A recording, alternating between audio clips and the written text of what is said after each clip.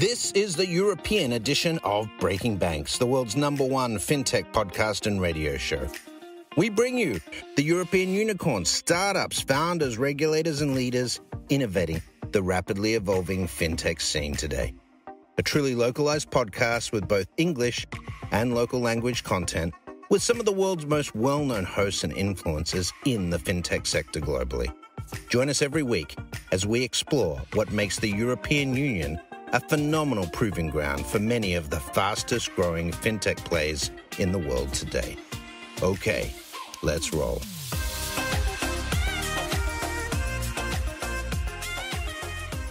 Hey guys, welcome back to Breaking Banks Europe, one of the most popular fintech podcasts of the planet. My name is Matteo Rizzi. I'm the executive producer of the show. And today, show number 94, almost 2 years of Breaking Banks Europe. The show of today is about Money2020. Money2020 is back, and I'm here with the president and the chief strategy of the whole Money2020 machine, Tracey and Scarlett. Welcome to the show. Hello, it's nice to be here. Hello, Matteo. Nice to see your face and excited for this conversation. So, as usual, let's give Tracey and Scarlett a couple of minutes to introduce themselves much better than the way I've just did. Tracey, over to you. Welcome to Breaking Banks Europe. Well, thank you. So I'm Tracey. I'm president of Money2020. So that's the global brand. And I've been at Money2020 for 5 years. Before that, I was in another part of the group. I have to say, I think it's probably up there as my most fun job ever. That's a good assessment. Scarlett. Yes, Matteo, dear friend. As you said, I am Chief Strategy and Growth Officer here for Money2020 globally. Tracey's other half, as we think about the future of where we're going. I was telling Tracey the other day, actually, it's kind of interesting if you take a step back and think. I've been a longtime fan of Money2020 and have really seen us from every angle, just as an attendee, as a speaker, as a sponsor, as a track chair. I ran the main stage for Vegas in 2019 and now back in a full-time capacity looking to shake up the future of the industry. And we got some big things coming.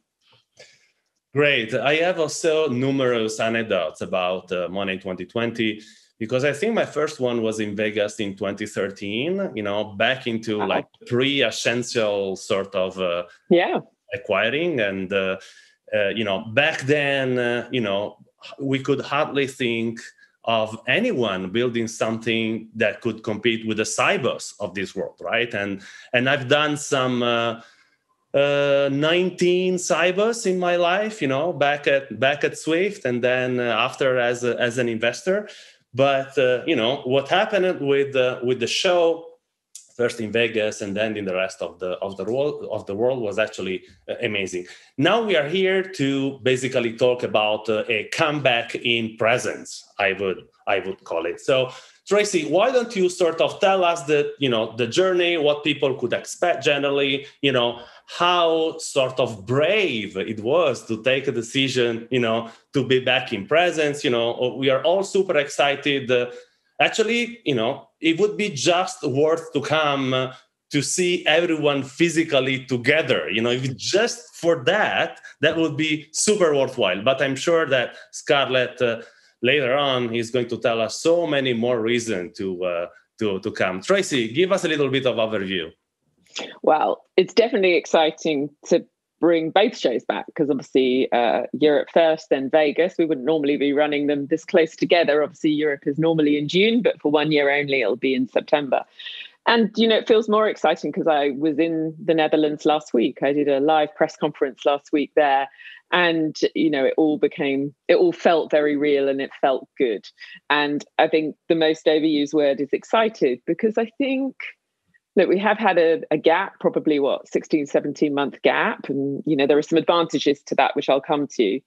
But I think the main thing that we hear from customers is, that they want to get back together as an ecosystem you can do a lot digitally, and, look, we're doing this digitally, and, digital is fabulous and all of those things. But I think the thing when you think about physical is you don't know who you don't know. And I think so much about, obviously the show is carefully curated in the sense of everyone who is there has a relevant interest, but you don't know who you don't know. And physical is beautifully unlinear, and it has a certain serendipity to it. And I think that's really important. I think customers want that. I think the other thing that we've heard from customers is just the scale of what you can achieve at these shows. And you'll know that, of being a veteran of many, you can do, people talk about 4 months in 4 days or 3 months in 3 days. Just the scale of what you can achieve. So I think they're the reasons. But, we're event organizers. We love events. We've done some great digital things like Moneyfest. But I think we're excited to get back on the road, as they say.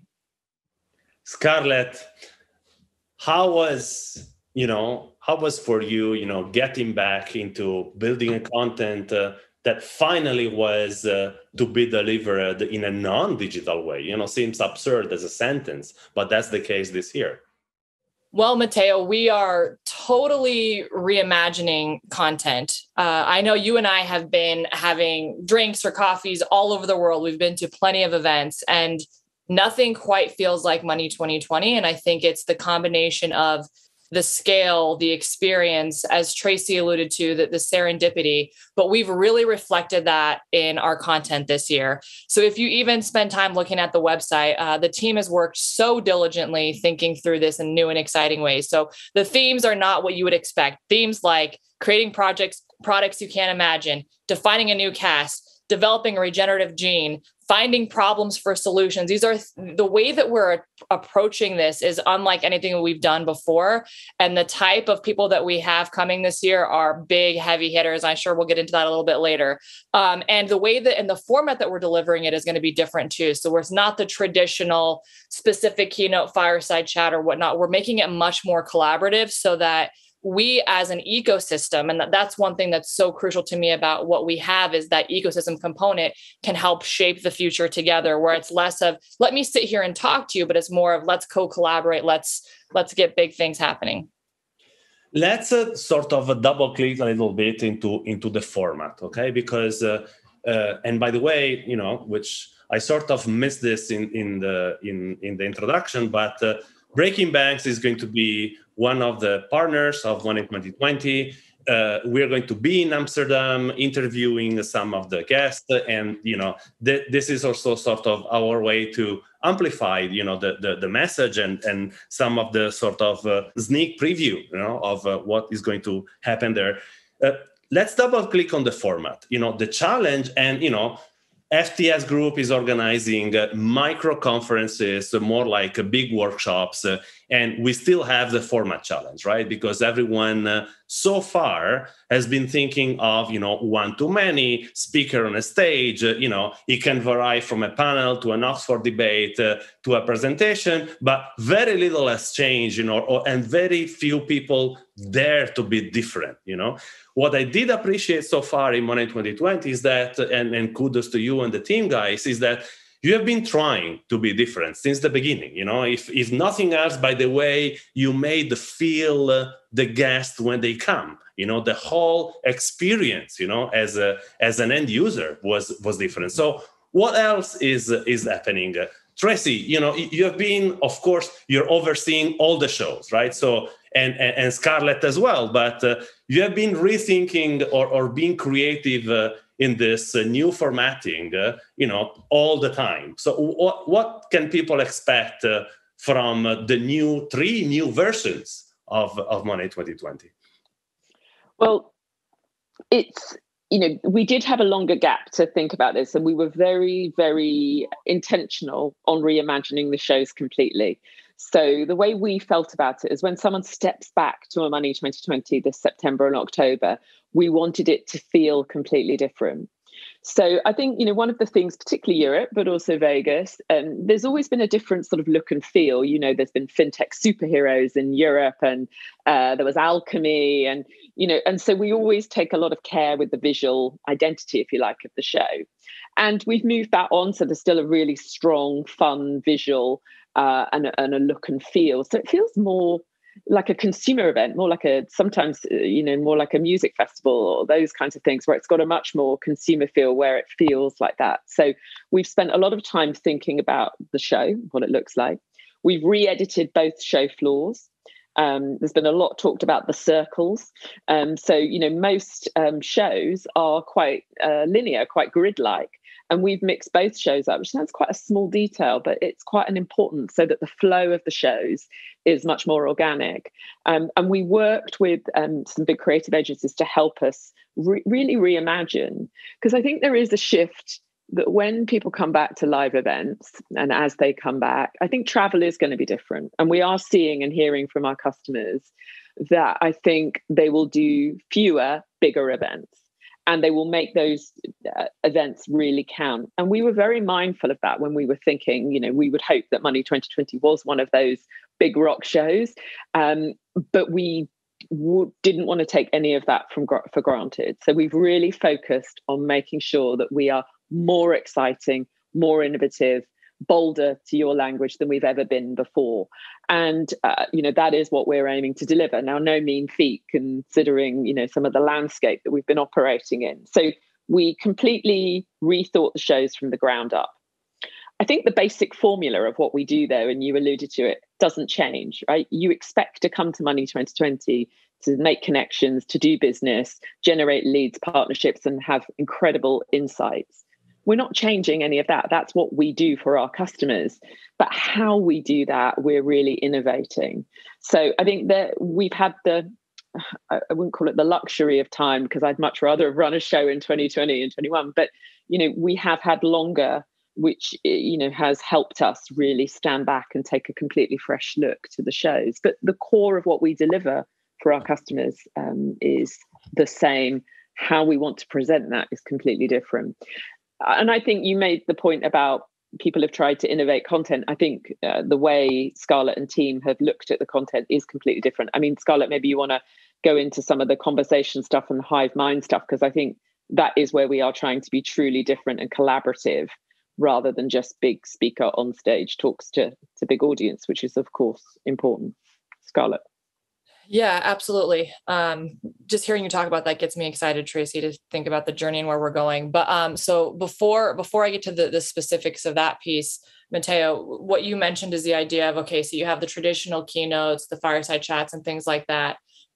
We've spent a lot of time thinking about this. We've spent a lot of time out in the ecosystem asking our customers what they want.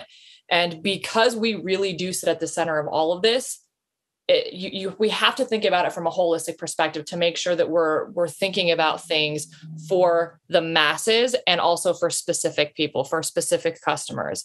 And so even when you think about the keynote, the idea that someone will be speaking as an individual to a group of people will still exist, but the delivery of that's going to look totally different. It will be more of a amphitheater type thing with the stage in the middle and seats all around versus flat out. So you're looking around anywhere you're going, you're feeling more included in that conversation and less isolated.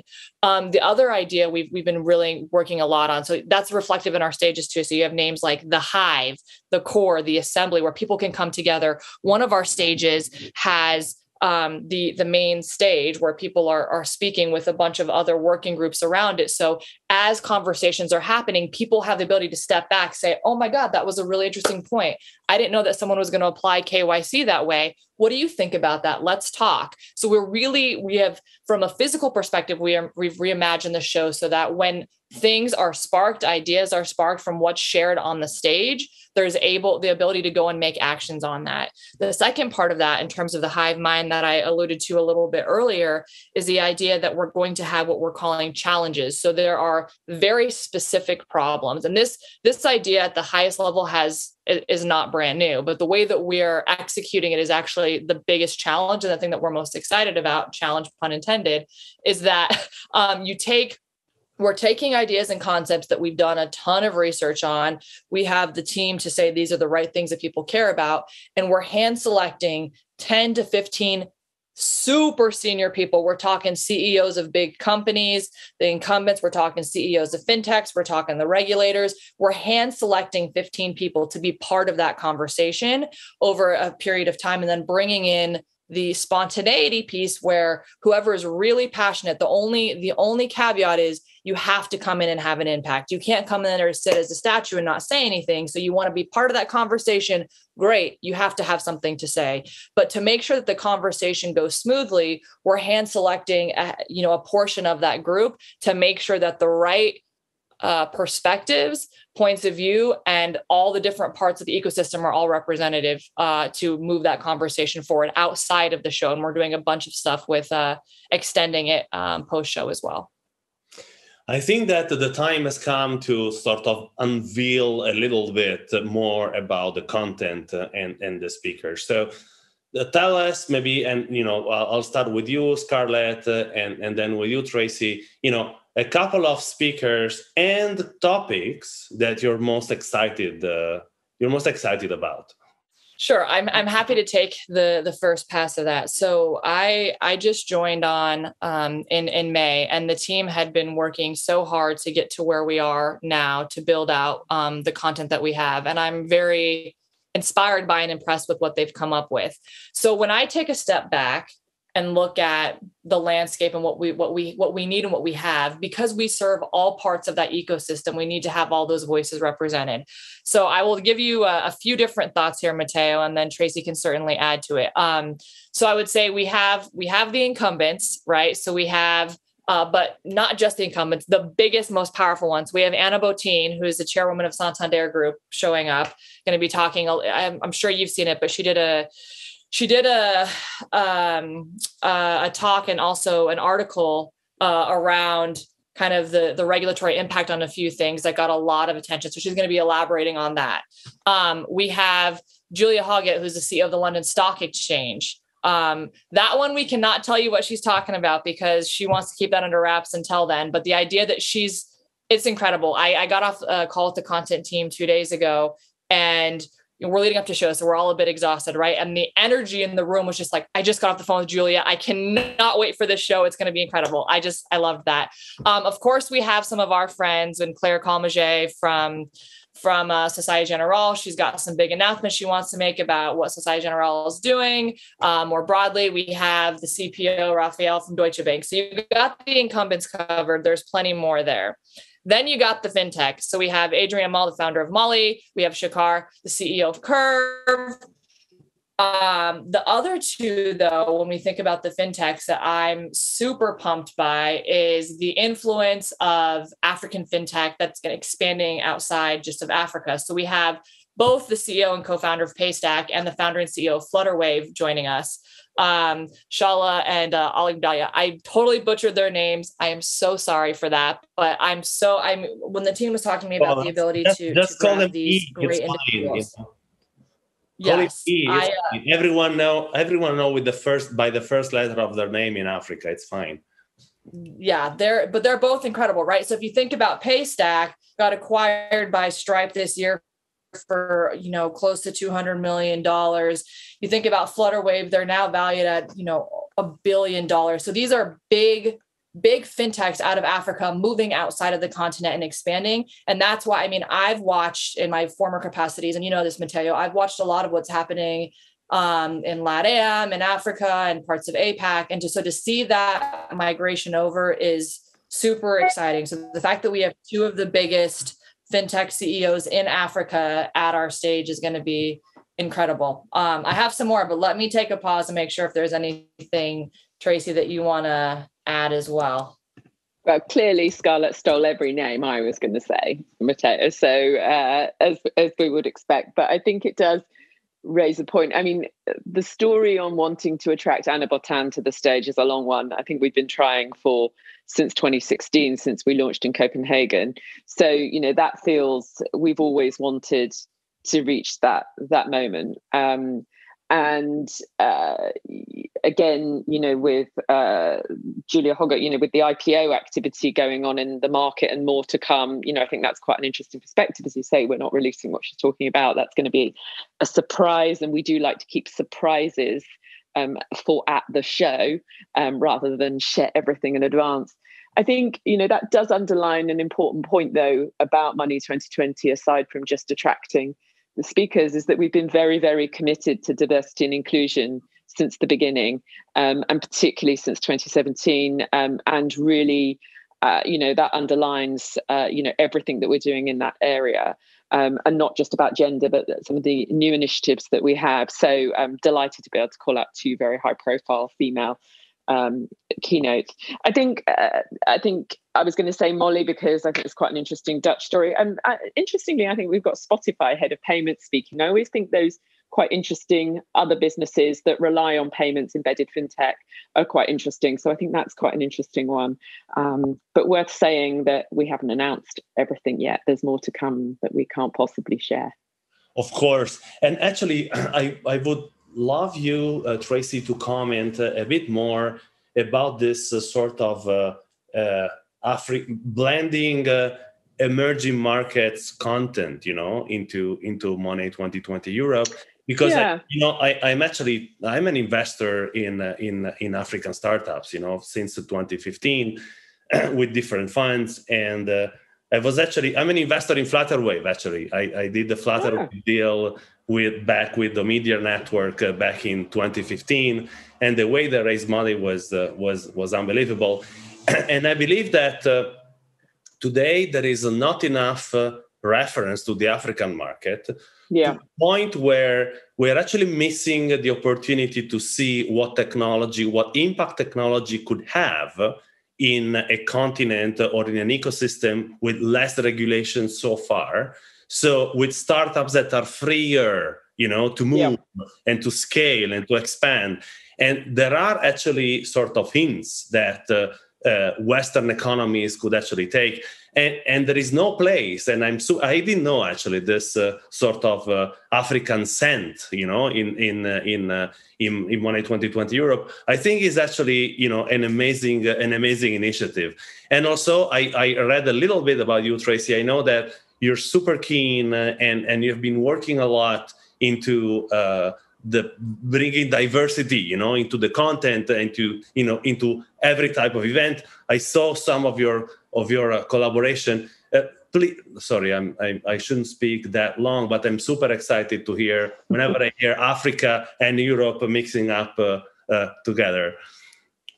Well, I think it's a question, but it's a good question because there's diversity on many areas. I think that one of the trends we have definitely seen over the past 2 or 3 years is the move of the show talking about just the market it sits in and wanting more outside conversation coming in, if that's a way of describing it. We saw that, I think, in Vegas shift where, we now have regular content programs around China, Asia, LATAM, for example, where there's a really big thirst. And then, we have those communities around the show. There's a big LATAM contingent that come into Vegas, and we've seen that build out.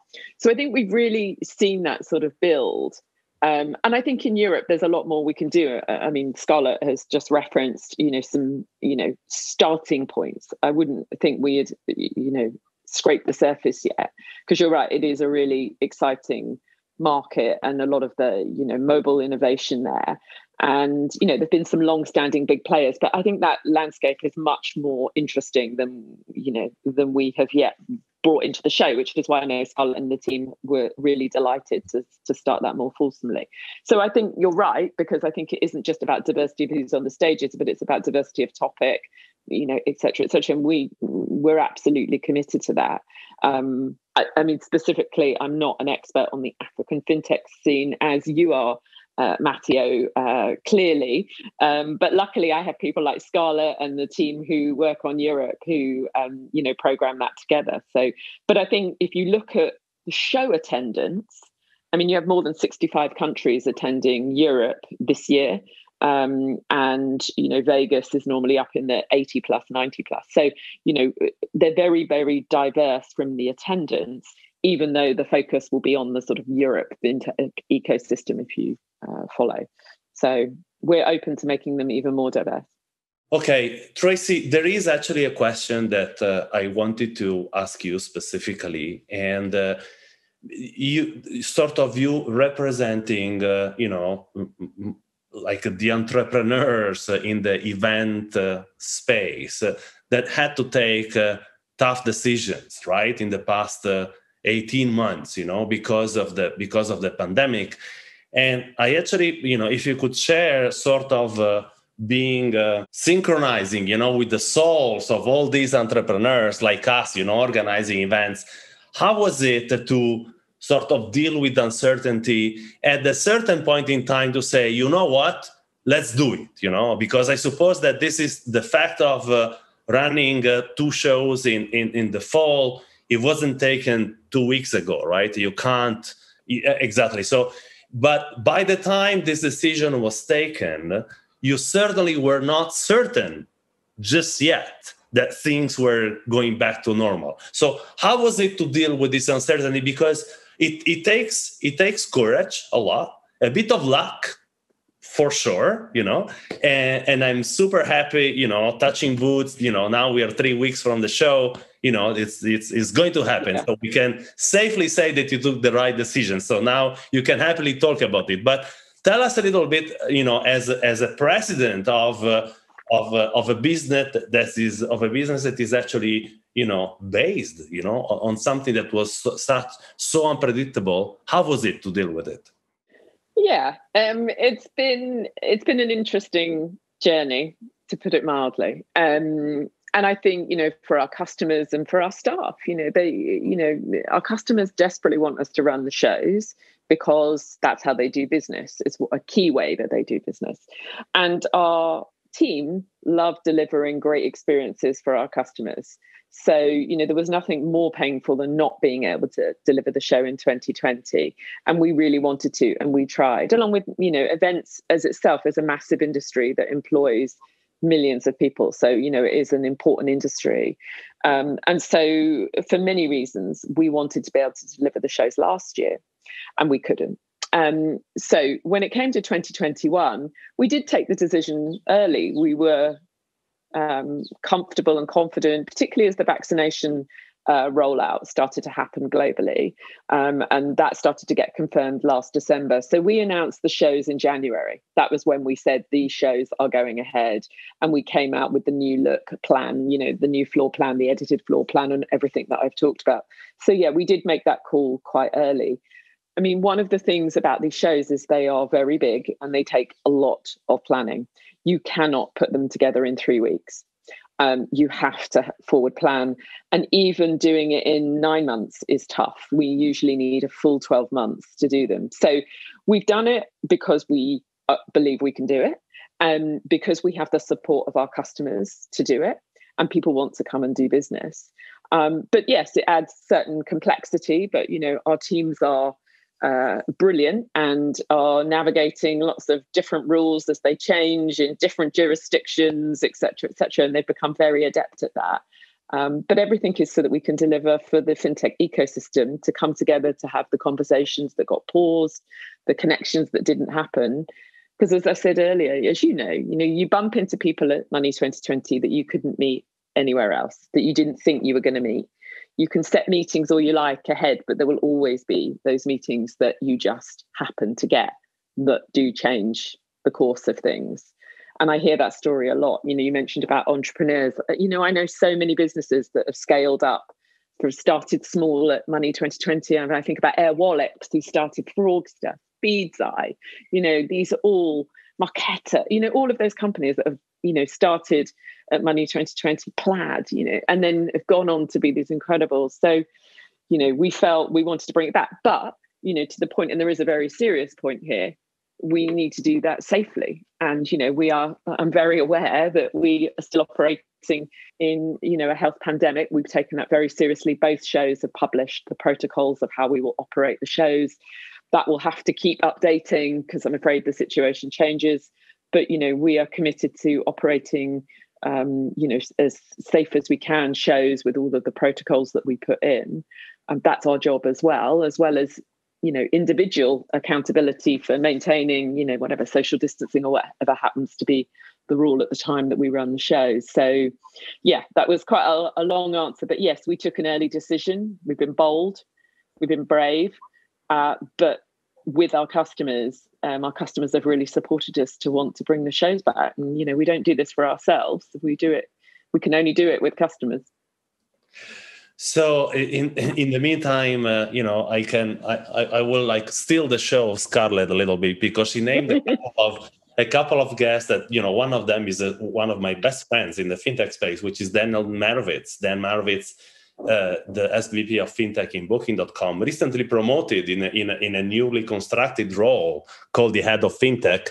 That for someone like Booking, for a company like Booking.com, it tells a lot.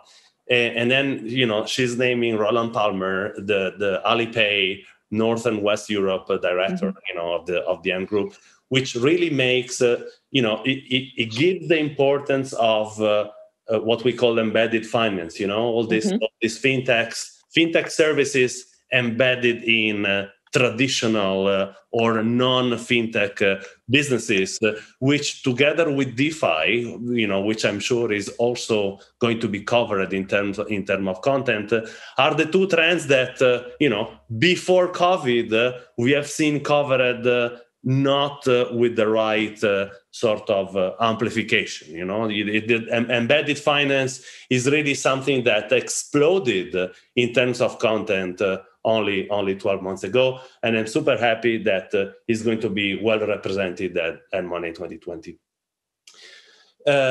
Tracey, any final recommendation, which is not let's meet in 3 weeks from now? I'm super excited, to be a partner of yours, to meet you in person. Hopefully, I'm sure you're going definitely. Exactly. I'll be there. You're going to be in Amsterdam. And guys, stay with us, and I hope that this sneak peek sort of triggered your curiosity enough to buy your ticket if you haven't yet. And Tracey and Scarlett, thank you very much for being with us today. You're very welcome, and I look forward to seeing you in Amsterdam soon. Great. Guys, that's Money 2020 Europe, episode 94, and it's a wrap. Thanks for listening to Breaking Banks Europe, a Provoke Media podcast in cooperation with FinTech Stage. Don't forget to tweet us out, shout out, or post to the team at Breaking Banks EU on Twitter. If there's something or someone you'd like to hear on our cast, let us know. See you next week on Breaking Banks Europe.